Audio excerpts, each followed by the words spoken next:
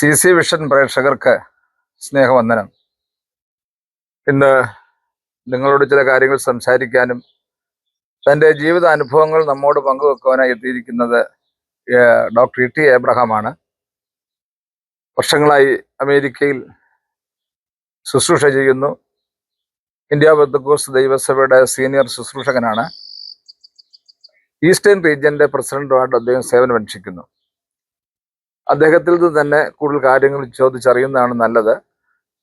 സാറേ, അമേരിക്കയിൽ വന്നിട്ട് എത്ര വർഷമായി? അമേരിക്കയിലെ ഞാൻ വന്നത് 1975 മാർച്ച് മാസം 7-ാം തീയതിയാണ് ഇവിടെ ലാൻഡ് ചെയ്തത്. അപ്പൊ 51 വർഷമായി വന്നിട്ട്. അതെ. വന്നത് പഠനത്തിന് വേണ്ടി വന്നതാണോ അതോ? അല്ലല്ല, വിവാഹത്തോടനുബന്ധിച്ച് എൻ്റെ ഭാര്യ അതിനു മുൻപേ അമേരിക്കയിലായിരുന്നു. വിവാഹം കഴിഞ്ഞതിന് ശേഷം ഭാര്യ സ്പോൺസർ ചെയ്ത് ഞങ്ങൾ ഇവിടെ വന്നതാണ്. Okay okay okay. വന്നതിന് ശേഷം പിന്നെ ബൈബിൾ കോളേജ് പഠിച്ചോ അതോ? വന്നതിന് ശേഷം ബൈബിൾ സ്കൂളിൽ പഠിച്ചു, പല സെമിനാരികൾ പഠിച്ചു. പിന്നെ ക്രിസ്ത്യൻ ബാപ്റ്റിസ്റ്റ് തിയോളജിക്കൽ സെമിനാരി, ലൂസിയാനുള്ള ബൈബിൾ സെമിനാരിയിൽ നിന്ന് പഠിച്ചു. അതിനുശേഷം ഇന്ത്യാനയിലുള്ള സെമിനാരിയിൽ നിന്ന് MD-യും ഡിമിനും ഞാൻ അവിടുന്ന് എടുത്ത്. അതിനു മുൻപേ ഞാൻ ഇന്ത്യയിലെ SABC പഠിച്ചതാണ്. നാട്ടിലെ അസംബ്ലീസ് ഗോഡാരെന്ന് കേട്ടിട്ടുണ്ട്. നാട്ടിലെ SABC ഞാൻ അസംബ്ലീസ് ഗോഡുകാരനാണെന്ന് പറയാനൊക്കത്തില്ല. SABC-ലാണ് ഞാൻ പഠിച്ചത്. പഠിച്ച സമയത്ത് ഞാൻ മർത്തോമക്കാരനായിരുന്നു. അത് ശരി. മർത്തോമ സഭയിൽ നിന്നുകൊണ്ട് തന്നെ സെമിനാരി പഠിച്ചു. മർത്തോമ സഭയിൽ നിൽക്കുമ്പോഴാണ് ഞാൻ അപ്ലൈ ചെയ്തതും എന്നെ അവിടെ എടുക്കുകയൊക്കെ ചെയ്തത്. പക്ഷെ അപ്പോഴേ മർത്തോമ സഭയ്ക്ക് അങ്ങനെ ശുപാർശ ചെയ്തിട്ട് പെന്തക്കോസ്ത് ബൈബിൾ മർത്തോമ സഭ ശുപാർശ ചെയ്തില്ല. എന്റെ സ്വന്തമായിട്ട് ഞാൻ അവിടെ ആപ്ലിക്കേഷൻ ഫില്ലപ്പ് ചെയ്ത് അയച്ചു. അങ്ങനെ തന്നെ എടുത്ത. അതെന്താ ഈ പൗരോഹിത്യ സഭയിൽ നിന്നുകൊണ്ട് തന്നെ ഈ പെന്തക്കോസ്ത് ബൈബിൾ കോളേജ് പഠിക്കാനുള്ള താല്പര്യം ഉണ്ടായതുകൊണ്ടാണ്? ഒരുപക്ഷെ എന്റെ നിഗമനം ഇങ്ങനെയാണ്. ഒരുപക്ഷെ ഈ ഇദ്ദേഹത്തിന് ഒരു അഡ്മിഷൻ കൊടുത്താൽ പെന്തക്കോസ്തുകാരനായി തീരാൻ സാധ്യതയുണ്ടെന്നുള്ളതായിരിക്കാം അവരുടെ ചിന്ത. അതുകൊണ്ടായിരിക്കാം അങ്ങനെ ഒരു അഡ്മിഷൻ എനിക്ക് ലഭിച്ചത്. ബൈബിൾ കോളേജിൽ പോകുമ്പോൾ പെന്തക്കോസ്റ്റൽ ഡോക്ടേഴ്സുമായിട്ട് വലിയ ബന്ധമോ കാര്യങ്ങളോ ഒന്നുമില്ല. ബൈബിൾ കോളേജിൽ പോകുമ്പോൾ ഡോക്ടേഴ്സുമായിട്ട് ബന്ധമില്ലെന്ന് പറയാനൊക്കത്തില്ല. കാരണം ഞങ്ങൾ മർത്തോമയിലായിരിക്കുമ്പോൾ തന്നെ പെന്തക്കോസ്തുകാരുടെ ഞങ്ങളവിടെ നടക്കുന്ന Bible studies, pastor TG Oommen, CK Daniel, അതുപോലെ തന്നെ മറ്റ് പെന്തക്കോസ് പാസ്റ്റേഴ്സൊക്കെ വന്ന് ബൈബിൾ സ്റ്റഡികളൊക്കെ ഞങ്ങളുടെ ദേശത്തുള്ള പെന്തക്കോസ് സഭകൾ വന്ന് നടത്താറുണ്ട്. അപ്പൊ ആ പെന്തക്കോസ് മീറ്റിങ്ങുകളൊക്കെ ഞങ്ങൾ പോകും. അപ്പൊ ഈ അങ്ങനെയാണെങ്കിൽ വിശ്വാസസ്നാനം ഏറ്റത് SABC പഠിച്ചതിന് ശേഷം അല്ല. വിശ്വാസ സ്നാനം ഏറ്റത് SABC പഠിക്കുന്നതല്ല, പഠനം കഴിഞ്ഞതിന് ശേഷം ഞാൻ നോർത്ത് ഇന്ത്യയില് വേലയോടനുബന്ധിച്ച് പോയി. അതായത് നോർത്ത് ഇന്ത്യ എവരിയോം ക്രൂസൈഡിനോട് ചേർന്ന് ചില നാളുകൾക്ക് വേല ചെയ്യുവാനായി നോർത്ത് ഇന്ത്യയിൽ പോയി. അന്ന് ഞാൻ UP-ലായിരുന്നു. അന്ന് UP-ലായിരിക്കുമ്പോൾ ലക്നൌവിൽ വെച്ചാണ് അവിടെയുള്ള അസംബ്ലീസ് ഓഫ് ഗോഡ് സഭയിൽ പോയാണ് ഞാൻ സ്നാനപ്പെടുന്നത്. അപ്പൊ SABC-യിൽ പഠിക്കുന്നതിനും അഡ്മിഷൻ കിട്ടുന്നതിനും ഒന്നും വിശ്വാസസ്നാനം ഒരു തടസ്സമായില്ല. അതൊക്കെ ക്വസ്റ്റ്യൻ ഉണ്ടായിരുന്നു. അവിടെ എല്ലാം നോന്നാ ഞാൻ എഴുതിയിരുന്നത്. പക്ഷെ എങ്കിലും എന്നെ എടുത്തു. അപ്പൊ സുവിശേഷ പ്രവർത്തനങ്ങൾ ചെയ്യുന്നതിന്, സുവിശേഷ വേലക്കാരനായി മാറുന്നതിന് ഈ സഭയുടെ തീവ്രമായ വിശ്വാസം ഒന്നും ബാധകമല്ല. ഞങ്ങള് മർത്തോമയിലായിരുന്നെങ്കിൽ തന്നെ ഞങ്ങളൊരു അര പെന്തക്കോസുകാരും കൂടെ ആയിരുന്നു. എനിക്കറിയാം. അങ്ങനെയുള്ള ആളുകൾ ഇപ്പോഴും ഉണ്ട് നാട്ടിൽ. ഉണ്ട്. ഇപ്പൊ എന്റെ ഒരു അമ്മാച്ചൻ വകയിലൊരു അമ്മാച്ചനാണ്. അദ്ദേഹം സ്നാനപ്പെട്ടതിന് ശേഷം CSI പള്ളിയിൽ തന്നെ ഡീക്കനായിട്ട് തുടരുകയായിരുന്നു ഒത്തിരി നാളെ. അച്ഛൻ അറിഞ്ഞിട്ടില്ല സ്നാനപ്പെട്ട പേര്. ഞങ്ങൾക്കൊക്കെ അറിയാം സ്നാനപ്പെട്ടെന്ന് വരും. ഇത് മരിച്ചുപോയി. അപ്പൊ ഏതായാലും അപ്പൊ അമേരിക്കയിൽ വന്നതിന് ശേഷം സജീവ സാന്നിധ്യം എപ്പോഴും IPC-യുടെ ഇത് തന്നെയാണ്. IPC തന്നെയാണ്. ഇവിടെ വന്നതിന് ശേഷം ഞാൻ ഇപ്പോഴായിരിക്കുന്ന ന്യൂയോർക്ക് പെന്തക്കോസ്റ്റൽ അസംബ്ലിയുടെ സീനിയർ പാസ്റ്ററാണ്. ഈ ചർച്ച് ആ കാലഘട്ടത്തിൽ വന്ന കാലഘട്ടത്തില് ഇൻഡിപെൻഡന്റ് ചർച്ചായിരുന്നു. ആരോടും യോജിച്ച് നിൽക്കാതെ ഇൻഡിപെൻഡന്റ് ആയിട്ട് നിന്നത്. പിൽക്കാലത്താണ് IPC-യോട് ചേർന്നത്. അതായത് പിന്നെ നമ്മുടെ TS എബ്രഹാമിന്റെ സമയത്ത് അദ്ദേഹവുമായിട്ട് ഈ വിഷയം സംസാരിച്ചു. അങ്ങനെയാണ് ഞങ്ങൾ IPC-യിലോട് ചേരുന്നത്. ഈ നോർത്ത് ഇന്ത്യയിലെ പ്രവർത്തനങ്ങളെ കുറിച്ചുകൂടെ എനിക്ക് അറിഞ്ഞാൽ കൊള്ളാമെന്ന്. നോർത്ത് ഇന്ത്യയിൽ SABC-യുടെ പഠനം കഴിഞ്ഞ ശേഷം വടക്കേ ഇന്ത്യയിൽ പ്രവർത്തനം ചെയ്തു. ഞാൻ എവരിയോൺ ക്രൂസേഡിനോട് ചേർന്ന് ഏത് സ്റ്റേറ്റിലായിരുന്നു? യുപിയിലായിരുന്നു. യുപിയിലെ ഗോരഖ്പൂർ, ഗോണ്ട ഈ സ്ഥലങ്ങളിലായിരുന്നു. ഞാനൊരു ഏകദേശം ഒരു വർഷത്തോളം അവിടെ ഉണ്ടായിരുന്നു. പക്ഷേ എവരിയോൺ ക്രൂസിന്റെ പ്രവർത്തനങ്ങൾ പിന്നെ അങ്ങ് കുറച്ചെന്ന് തോന്നുന്നു അവര്. എനിക്ക് ഇപ്പോഴത്തെ എവരിയോൺ ക്രൂസേഡിന്റെ പ്രവർത്തനത്തെ കുറിച്ച് അറിയത്തില്ല. ആ കാലത്ത് വളരെ ശക്തമായി എവരിയോൺ ക്രൂസേഡ് പ്രവർത്തിക്കുന്ന ഒരു കാലഘട്ടമായിരുന്നു. അങ്ങനെയാണ് എവരിയോൺ ക്രൂസേഡിന്റെ കൂടെ വർക്ക് ചെയ്യുവാനായിട്ടുള്ള സാധ്യതകൾ എനിക്ക് ലഭിച്ചത്. അപ്പൊ ഇപ്പോൾ IPCയുടെ ഈസ്റ്റേൺ റീജിയന്റെ പ്രസിഡന്റ് ആണ് അല്ലേ? അതെ. സഭയുടെ ശുശ്രൂഷകനാണ്, സീനിയർ മിനിസ്റ്റർ ആണ്. അങ്ങനെയുള്ള പല ശുശ്രൂഷകളുമായിട്ട് മുന്നോട്ട് പോവുകയാണ്. അതെ. ഈ കൂടെ 1-2 നാട്ടിലെ ചോദ്യങ്ങൾ ചോദിക്കാനുണ്ട്. അതൊരു രാഷ്ട്രീയ ചായവിലേക്കോ ചോദ്യത്തിലേക്കോ പോകുന്നു ധരിക്കണ്ട. പെന്തക്കോസ്ത് ദൈവസഭയുടെ തന്നെ ഇപ്പോഴത്തെ നാട്ടിലത്തെ പ്രശ്നങ്ങൾ നമുക്കറിയാം. നമ്മൾ ആ പ്രശ്നം നിൽക്കട്ടെ.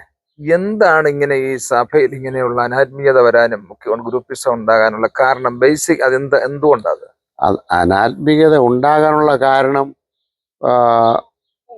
ദൈവവചനം അറിയാമെങ്കിൽ തന്നെയും സ്ഥാനങ്ങൾക്കും മാനങ്ങൾക്കും വേണ്ടിയുള്ള വ്യഗ്രതയാണ് അതിന്റെ പിൻപില്. അതാണ് അതിന്റെ പ്രധാന ഘടകം. എന്നാൽ ദൈവവചനം യഥാർത്ഥമായി വിശ്വസിക്കുകയും അത് ജീവിതത്തിൽ കൊണ്ടുവരികയും ചെയ്യണമെന്ന് താല്പര്യമുള്ള വ്യക്തി ജീവിതങ്ങൾക്ക് അത് വരത്തില്ല. എന്തുകൊണ്ടോ സ്ഥാനങ്ങളും മാനങ്ങൾക്കും വേണ്ടിയുള്ള അടിപിടിയും അതിനു വേണ്ടിയുള്ള കാര്യങ്ങളുമാണ് നടന്നുകൊണ്ടിരിക്കുന്നത്. പക്ഷെ വാസ്തവത്തിൽ ദുഃഖമല്ലേ? വളരെ വിഷമമുണ്ട്. എന്നെ സംബന്ധിച്ചിടത്തോളം എൻ്റെ ഹൃദയത്തിൽ വളരെ വിഷമമുണ്ട്. ഞാൻ നിൽക്കുന്ന ഈ പ്രസ്ഥാനം ഇങ്ങനെ പോകുന്നതിൽ എനിക്ക് വളരെ ദുഃഖമുണ്ട്. അല്ല, ഈ IPCയുടെ പ്രസ്ഥാനം നമുക്ക് പേരെടുത്ത് പറയാം, കുഴപ്പമൊന്നുമില്ല. അവിടെയുള്ള ഇച്ചിരി പ്രശ്നങ്ങൾ ഉണ്ടെങ്കിൽ എല്ലാ IPCയിൽ അല്പം കൂടുതലാണെന്നേ ഉള്ളൂ. മറ്റ് സഭകളിലെ പ്രശ്നങ്ങൾ പുറത്തു വരുന്നില്ല എന്നുള്ളേ ഉള്ളൂ. ഈ ആഭ്യന്തര കലാപങ്ങളും ഒക്കെ എല്ലാ സ്ഥലങ്ങളിലും അങ്ങോട്ടും ഇങ്ങോട്ടും കൊണ്ട്. മറ്റ് സഭകളുടെ കാര്യം പറയാനുള്ള അധികാരം എനിക്കില്ല. ഞാൻ IPCയിൽ ആയിരിക്കുന്നുണ്ട്. IPCയിലുള്ള കാര്യം മാത്രം എനിക്ക് പറയാൻ. പത്രക്കാരായത് കാരണം ഞങ്ങൾക്ക് എല്ലാ സഭയെ കുറിച്ച് പറയാമല്ലോ, അതുകൊണ്ട് പറഞ്ഞത്. അപ്പൊ ഇതിന് ഈ ഒരുപാട് കേസുകളുണ്ടല്ലോ. ഒത്തിരി കേസുകളുണ്ട്, എണ്ണമില്ലാത്ത കേസുകളാണ്. ഞാൻ സത്യം പറഞ്ഞു കഴിഞ്ഞാൽ ഉള്ളു തുറന്ന് പറയാ സാറിനോട്, ഈ നമ്മുടെ കുടുംബ പ്രശ്നങ്ങൾ നമുക്കുണ്ട് എല്ലാവർക്കും. എന്തെങ്കിലുമൊക്കെ പ്രശ്നങ്ങൾ കുടുംബം കാണും. പക്ഷെ ഞായറാഴ്ച ആരാധന ചെല്ലുമ്പോഴും ഒരു മീറ്റിങ്ങിന് ചെല്ലുമ്പോഴും കുമ്പനാട് വഴിയോ തിരുവല്ല വഴിയോ പാസ് ചെയ്യുമ്പോഴും നമ്മുടെ മനസ്സിൽ എപ്പോഴും ഓടി വരുന്നത് കുമ്പനാട് ഈ പ്രശ്നമാണ്. തീർച്ചയായിട്ടും. അത് ഞാനൊരു കളത്തി പറയുകയൊന്നും അല്ല. അത് നമ്മുടെ ഹൃദയം അവിടാണ് കിടക്കുന്നത്. കാരണം നമ്മുടെ വിശ്വാസത്തിൽ വന്നു മറ്റു പൗരോഹിത്യ സഭകളെക്കാൾ മെച്ചമായ ഡോക്ടറിൻസും ജീവിത നിലവാരമുള്ള ഒരു സഭയാണ് പെന്തക്കോസ്റ്റൽ മൂവ്മെന്റ്. അത് പറയാതിരിക്കാൻ പറ്റില്ല. ഒരു കാലത്ത് നമ്മളെ ആളുകൾ ഭയത്തോടെ വീക്ഷിച്ചിരുന്ന ഒരു കാലം ഉണ്ടായിരുന്നു. ഞാനും പെന്തക്കോസ്റ്റിലാണ് ജനിച്ചത്, അതുകൊണ്ട് എനിക്ക് പറയാൻ പറ്റും. നമ്മൾ പ്രാർത്ഥിച്ചാൽ കുഴപ്പമാണെന്ന് ചിന്തിച്ചിരുന്ന ജനസമൂഹം ഉണ്ടായിരുന്നു. ഭയമായിരുന്നു, നമ്മളെ ബഹുമാനമായിരുന്നു. നുണ പറയാറില്ല, കേസുകളില്ല, കോടതി കയറി ഇറക്കലില്ല, അടിപിടിയില്ല, ഇല്ലാത്തൊരു കാലം. ഒരുമിച്ച് തിരുവത്താഴം ഭക്ഷിച്ച് ഒരുമിച്ച് ആരാധനയിൽ പങ്കെടുത്ത് ഒരുമിച്ച് ആശ്ലേഷിച്ച് പോയ നമ്മുടെ നേതാക്കന്മാർ 2 ഗ്രൂപ്പായിട്ട് തിരിഞ്ഞു നിൽക്കുകയാണ്. അപ്പൊ ഇത് എന്തെങ്കിലും പരിഹാരം ഉണ്ടാവുമോ? സാറിന്റെ പ്രതീക്ഷ എങ്ങനെ? തീർച്ചയായിട്ടും പരിഹാരം ഉണ്ടാകാൻ സാധ്യതയുണ്ട്. കാരണം ഇതൊക്കെ പ്രസ്ഥാനങ്ങളാണെങ്കിൽ തന്നെയും ദൈവത്തിൻ്റെ ഒരു പ്രവർത്തനമാണ്. തീർച്ചയായിട്ടും ദൈവജനം ഇങ്ങനെ ശിഥിലമായി ദീർഘനാൾ പോകുവാൻ ദൈവം അനുവദിക്കത്തില്ല എന്നുള്ളതാണ് എൻ്റെ ദൈവവചന പഠനത്തിലും മറ്റു കാര്യങ്ങൾ നിരീക്ഷണത്തിലും എനിക്ക് പറയുവാനായി കഴിയുന്നത്. ദൈവം ഇതിന് തീർച്ചയായിട്ടും ഒരു പരിഹാരം ഉണ്ടാകണം. കാരണം ഇതിലൊന്നും പെടാത്ത അനേക പാവപ്പെട്ട വിശ്വാസികളുണ്ട്. അവർ ഈ വിഷയത്തിന്റെ പേരിൽ വളരെ ഞെരുങ്ങി രാപകലില്ലാതെ കണ്ണീരോടെ പ്രാർത്ഥിച്ചുകൊണ്ടിരിക്കും. അവരുടെ കണ്ണീര് മറുപടി ദൈവം ഒരു ദിവസം കൊടുക്കാതിരിക്കത്തില്ല. അല്ല, ഇത് പറയുമ്പോഴ് ഞാൻ അതിലേക്കാണ് വരാൻ ശ്രമിച്ചത്. ഞാൻ ചോദ്യം ചോദിക്കുന്നതിന് മുമ്പ് തന്നെ സാർ പറഞ്ഞു കഴിഞ്ഞു, ഈ നമ്മുടെ പ്രാദേശിക സഭകൾക്കൊന്നും ഇതിൽ ഇൻട്രസ്റ്റ് ഇല്ല, അറിയാമോ? പ്രാദേശിക ബന്ധക്കോസ് സഭയെ പ്രസ്ഥാനത്തെ നോക്കുകയാണെങ്കിൽ പ്രാദേശിക സഭകളിൽ ഈ കേന്ദ്രത്തിൽ നടക്കുന്ന ഈ കാര്യങ്ങളൊന്നും ഇതുവരെയും ബാധകമായിട്ടില്ല. ഒന്നും ബാധകമാകില്ല, ഇനിയും ബാധകമാകില്ല. ആകത്തില്ല. അതിന്റെ ആ സിസ്റ്റം, IPCയുടെ ആ സംവിധാനം അത് അതെ. തന്നെയാണ്. സെൻട്രൽ പോലും അത് ബാധകമല്ല. അല്ല. സെൻട്രൽ പാസ് മാർക്ക് ചിലപ്പം ആയിരിക്കാം. പിന്നെ ഇത് ചില വ്യക്തികൾ തമ്മിലുള്ള ഒരു വിഷയമായിട്ടാണ് ഇപ്പൊ കിടക്കുന്നത്. അതാണ് പ്രശ്നം. എനിക്കതാ ഈ മനസ്സിലാകാത്തത്. നമ്മള് പക്ഷെ അത് പറഞ്ഞു കഴിയുമ്പോൾ നമ്മൾ ഏതിന്റെയും ഗ്രൂപ്പിന്റെ ആളായി പോകുമെന്നൊരു സംശയമുണ്ട്. അങ്ങനെ പോകാൻ പാടില്ല. എനിക്കാകാം, സാറിനാകാൻ പാടില്ല. അതുകൊണ്ടാണ് ഞാൻ മറ്റു ചോദ്യം എന്നെ സംബന്ധിച്ചിടത്തോളം ഞാൻ എല്ലാവരെയും സ്നേഹിക്കുന്നു. ദൈവം വചനം അങ്ങനെ പറയുന്നത്, നിന്റെ ശത്രുവിനെ പോലെ സ്നേഹിപ്പാനാ ദൈവം പറയുന്നല്ലേ. അതെ അതെ അതെ. അപ്പോ ഇങ്ങനെയൊക്കെ ഉണ്ടെങ്കിൽ തന്നെയും അവരെയൊക്കെ ഞാൻ സ്നേഹിക്കുന്നു, ആത്മാർത്ഥമായി സ്നേഹിക്കുന്നു. അവർ പല സാധാരണ നമുക്ക് യോജിക്കാത്ത കാര്യങ്ങൾ കൂടെയാണ് ഈ നേതൃത്വ സ്ഥാനത്തൊക്കെ വന്നു എങ്കിൽ തന്നെയും അവരെയൊക്കെ വളരെ ആത്മാർത്ഥമായി ഞാൻ സ്നേഹിക്കുന്നു. അവർക്ക് വേണ്ടിയൊക്കെ ഞാൻ പ്രാർത്ഥിക്കുന്നു. അല്ല, അത് സംഗതി ശരിയാണ്. പക്ഷേ ഈ രണ്ടു കൂട്ടം കാര്യങ്ങളെ കുറിച്ച് നമ്മൾ എപ്പോഴും ചിന്തിക്കണമല്ലോ. ഒരു പെന്തക്കോസ്തുകാരൻ, ഒരു വേർപെട്ട വിശ്വാസി, ഒരു സത്യക്രിസ്ത്യാനിയൊക്കെ പറയുന്ന ആളുകളെ നമ്മളെ എപ്പോഴും ചിന്തയിൽ കൊണ്ടു നടക്കേണ്ട രണ്ട് കാര്യങ്ങളാണെന്നാണ് ഞാൻ പറഞ്ഞത്. ഞാൻ പലപ്പോഴും എഴുതിയിട്ടുണ്ട്. ഒന്ന്, കർത്താവ് ഏത് സമയവും വരാം. നമ്പർ 2, ഏത് സമയത്തും നമ്മുടെ നാടൻ ഭാഷ പറഞ്ഞ കാറ്റ് പോകാം. എപ്പോഴും മരണത്തിന്റെ കീഴ്പ്പെടേണ്ടി വരാം, ഏത് സമയത്തും. അപ്പൊ ഈ രണ്ട് ചിന്തയുള്ളവർക്ക് എന്തുകൊണ്ട് കീഴ്പ്പെട്ടുകൂടാന്നാണ് ഞാൻ ചോദിക്കുന്നത്. അത് എനിക്ക് തോന്നുന്നൊരു വേറൊരു ശക്തിയാണ് അവരെ ഭരിക്കുന്നത്. അവരുടെ ജഡീകമായിട്ടുള്ള ചിന്തയാണ് ആത്മീയ ചിന്തയേക്കാൾ അവരെ അടിച്ചമർത്തുന്നത്. അല്ല, എനിക്കതിനകത്ത് തോന്നുന്നത്, എൻ്റെ ഒരു നിഗമനമേ, സാമ്പത്തികമില്ലായിരുന്ന കാലത്ത്, പട്ടിണിയായിരുന്ന കാലത്ത്, ഭക്ഷണത്തിന് വകയില്ലായിരുന്ന കാലത്ത്, ആദിമകാലങ്ങളിൽ ഉണ്ടായിരുന്ന സ്നേഹവും ഐക്യവും ഇന്നില്ല. എനിക്കൊന്ന് ഈ അമിതമായ പണത്തിന്റെ അതിപ്രസരണമാണോ ഈ സഭയിൽ അനാത്മീയത വന്നത്? അമിതമായിട്ടുള്ള പണത്തിന്റെ അതിപ്രസരണം കൂടെ ഉണ്ടെങ്കിൽ തന്നെ അതിനേക്കാൾ ഉപരിയായിട്ട് ഞാൻ മനസ്സിലാക്കുന്നത്, പട്ടിണിയും ഒക്കെ കിടന്ന കാലത്തും പ്രശ്നങ്ങളൊന്നും ഇല്ലാതിരുന്നിട്ടില്ല. അന്നും പ്രശ്നങ്ങൾ ഉണ്ടായിട്ടുണ്ട്. അത് ഇത്രയും അല്ലായിരുന്നു. എന്നാൽ പട്ടിണിയോ അല്ലെങ്കിൽ പണത്തിന്റെ ധാരാളിത്തം അല്ല. അത് മാത്രമല്ല ഇതിന്റെ കാരണം, ദൈവവചനത്തിന് വിധേയപ്പെടുവാനുള്ള ഒരു മനോഭാവം ഇല്ലാത്തത് കൊണ്ടാണ് ഇതിന്റെ പ്രധാന കാരണം. അല്ല, ഞാൻ പറഞ്ഞത് സാറേ, കാരണം എനിക്ക് നല്ല വീടുണ്ട്, നല്ല വാഹനമുണ്ട്, പണമുണ്ട്, എനിക്ക് ശുശ്രൂഷകന്റെയോ സഹവിശ്വാസിയുടെ ആവശ്യം എനിക്കില്ല, എനിക്ക് ഒറ്റക്കാലം നിൽക്കാൻ പറ്റും, നിങ്ങൾ എൻ്റെ ഇഷ്ടത്തിന് വഴങ്ങി നിന്നില്ലെങ്കിൽ കേസ് കൊടുത്തിട്ട് കാര്യം സാധിക്കാൻ പറ്റും, നിങ്ങളിൽ എനിക്ക് ലോക ഗവൺമെന്റ് ഉണ്ട്, കോടതിയുണ്ട്, ഇത്യാദി ചിന്തകൾ മനസ്സിൽ വരാൻ ഉള്ള കാരണം, ഞാൻ സെൽഫ് സഫിഷ്യന്റ് ആണ്, എനിക്കെല്ലാം ഉണ്ട്, നീ എനിക്ക് വേണ്ടാവേ, ആ ഒരു ആറ്റിറ്റ്യൂഡ് അല്ലേ? അത് ഒന്നുമില്ലാത്തൊരു സാഹചര്യത്തിലാണെങ്കിൽ, സാറിന് ഒന്നുമില്ലെങ്കിൽ എനിക്കൊന്നുമില്ല, എനിക്ക് സാറിന് വേണം, സഹായമില്ല എനിക്ക് ജീവിക്കാൻ പറ്റില്ല. അതുകൊണ്ടാണ് ഞാൻ പറഞ്ഞത്, മുമ്പേ ഓർപ്പിച്ചത്, പണത്തിന്റെ ധാരാളിത്വം ഒരു ചെറിയ പങ്ക് ഇതിലുണ്ട്. എന്നാൽ അതിനേക്കാൾ ഉപരിയായിട്ട് വേറൊരു ശക്തിയാണ് ഇവരെയൊക്കെ നയിക്കുന്നത്. കാരണം അവർ ദൈവവചനത്തിന് വിധേയപ്പെടുവാൻ അവർക്ക് സാധ്യമല്ല. സാധാന്യ ശക്തി എന്ന് പറയാൻ പറ്റുമോ? അതിന് ശക്തി എന്ന് പറഞ്ഞതിന്റെ അർത്ഥം തെളിച്ച് പറഞ്ഞതിന് കുഴപ്പമൊന്നുമില്ല. അങ്ങനെയാണ്. അതെ. ചില വ്യക്തികളെ രക്ഷപ്പെടുത്താനുള്ള ചില കാര്യങ്ങളൊക്കെ അതിനകത്ത് നടക്കുന്നത്. വ്യക്തിപരമായ ചില ആളുകൾക്ക് വേണ്ടിയാണ് ഈ സഭ ഇങ്ങനെ ആയിപ്പോയെന്ന് എനിക്ക് തോന്നുന്നു. ആളുകൾക്ക് വേണ്ടിയും അതുപോലെ സ്ഥാനമാനങ്ങൾക്ക് വേണ്ടിയാണ്. അതാണ് കൂടുതൽ ഇതിനകത്ത് വന്നിരിക്കുന്നത്, സ്ഥാനമാനങ്ങൾക്ക് വേണ്ടിയുള്ള. അപ്പൊ ഇതിന് ഒരു പരിഹാരം ഉണ്ടെന്ന് നമുക്ക് ഞാൻ തീർച്ചയായിട്ടും പ്രാർത്ഥിക്കുന്നതാണ്. സഭ ദൈവത്തിന്റെ വകയാണ്, ദൈവജന എല്ലാം ദൈവത്തിന്റെ വകയാണ്. ഞാൻ മുമ്പേ ഓർപ്പിച്ചതുപോലെ അവരുടെ കണ്ണീര് എപ്പോഴും ഒഴുകിക്കൊണ്ടിരിക്കുകയാണ് ഈ വിഷയത്തിന്റെ പേരിൽ. തീർച്ചയായിട്ടും ദൈവം ഇതിനൊരു പരിഹാരം ഉണ്ടാക്കുമെന്ന് ഞാൻ വിശ്വസിക്കുന്നു. അതുപോലെ തന്നെ ഈ സമയത്ത് എനിക്ക് ഓർപ്പിക്കുവാനുള്ള ഒരു കാരണം കൂടെ, അവരുടെയെങ്കിലും കണ്ണീര് കണ്ട് ഒരു മനസ്സലിവ് ഉണ്ടാകട്ടെ എന്നുള്ള പ്രാർത്ഥനയാണ്. ഈ ദൈവജനത്തെ ഇതുപോലെ കഷ്ടപ്പെടുത്തുവാൻ ചില വ്യക്തി ജീവിതങ്ങൾ അവർ കഷ്ടപ്പെടുത്തുന്ന ഒരു രീതിയിലേക്ക് ആണെന്നുള്ളൊരു ബോധം അവർക്കുണ്ടാകാൻ വേണ്ടി ഞാൻ പ്രാർത്ഥിക്കും. തീർച്ചയായിട്ടും ആ വാക്ക് തന്നെയാണ് ഏറ്റവും ദൈവജനത്തെ കഷ്ടപ്പെടുത്തുക അവര് അതെ, ചെയ്യുന്നത്. തീർച്ചയായിട്ടും. പ്രാദേശിക IPCയുടെ പ്രാദേശിക സഭകൾക്കൊന്നും ഇത് ബാധമല്ല. അവര് ചിന്തിക്കുന്നില്ല, അവർക്ക് വിഭാഗീയതയില്ല, അവരിന്റെ പുറകെ പോകുന്നില്ല. ചില ലോക്കൽ ചില ആളുകളൊക്കെയാണ് കുമ്മനാടും ഒക്കെ തടിച്ചുകൂടി ഇഷ്യൂസ് ഒക്കെ ഉണ്ടാക്കുന്നത്. 99.99% ആളുകളെ ഇത് ബാധിക്കുന്ന വിഷയം അല്ല, കുറച്ച് ആളുകളാണ്. അപ്പൊ അവർക്കൊരു നല്ല ബുദ്ധി കൊടുക്കട്ടെ എന്ന് പ്രാർത്ഥിക്കുക, അത്രേ പറ്റുള്ളൂ. നമുക്കും പ്രാർത്ഥിക്കാം. നമുക്കും പറ്റത്തുള്ളൂ. എന്തെങ്കിലും ഒരു നല്ല കാലം തീർച്ചയായിട്ടും ഒരു നല്ല കാലം വരും. നമുക്കിന്ന് സമൂഹത്തിന്റെ മധ്യത്തിൽ സുവിശേഷീകരണ പ്രവർത്തനങ്ങൾ കേരളത്തിൽ വളരെ കുറവാണ്. കുറെ ഈ ലോക്കൽ സഭയിലുള്ള, ഞാൻ പറഞ്ഞില്ല, പ്രാദേശിക തലത്തിലുള്ള ദൈവമക്കളൊക്കെ പരസ്യങ്ങൾ നടത്തുകയും കൺവെൻഷൻ നടത്തുകയും ചെയ്യുന്നുണ്ട്. ഒരു ഗുണവുമില്ല സാർ, ഒരു ഗുണം. സ്നാനം എന്ന് പറയുന്നത് ഇപ്പൊ നടക്കുന്നില്ല. പണ്ട് ഞാൻ ഓർക്കുന്നുണ്ട്, ഗുഡ് ന്യൂസ് 78 തുടങ്ങിയപ്പം സ്നാനത്തിന്റെ വാർത്തകൾ എടുക്കാൻ ഒരു പങ്ക്തി ഉണ്ടായിരുന്നു.